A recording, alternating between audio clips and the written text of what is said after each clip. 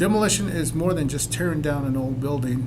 The key step is remediation of any hazardous material before demolition or transfer of ownership. OFMC has numerous replacement schools over the past decade, which means the old schools must be demolished or ownership transfer.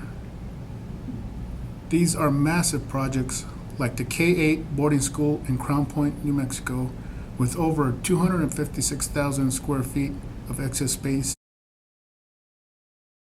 In Crownpoint, much care has been given to properly removing the asbestos that was used in the carpet tile glue called mastic. Our process when we first start taking out the equipment out of here is we'll go ahead and use some bleach and water to decontaminate for hantavirus. Plastic area where it's contained. Okay? It's a mastic that holds the tile down. Substance that has the asbestos. This is the way it looked like before, and this is the portion that has been abated and cleaned up.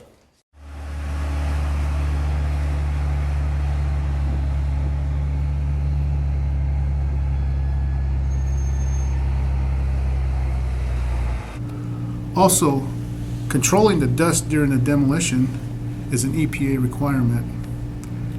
We were able to use the water from the school's sewage lagoon, properly treat it with a shock of chlorine in each truckload to wet down the demolition area.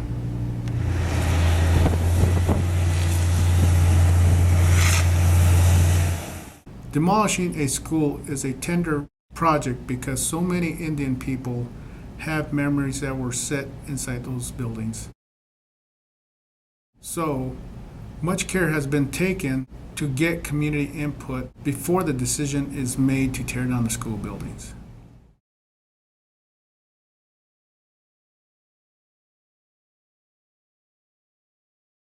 Indian Affairs 5-year asset management plan ending in 2013 included a goal of space reduction of 1.7 million square feet of space reduction.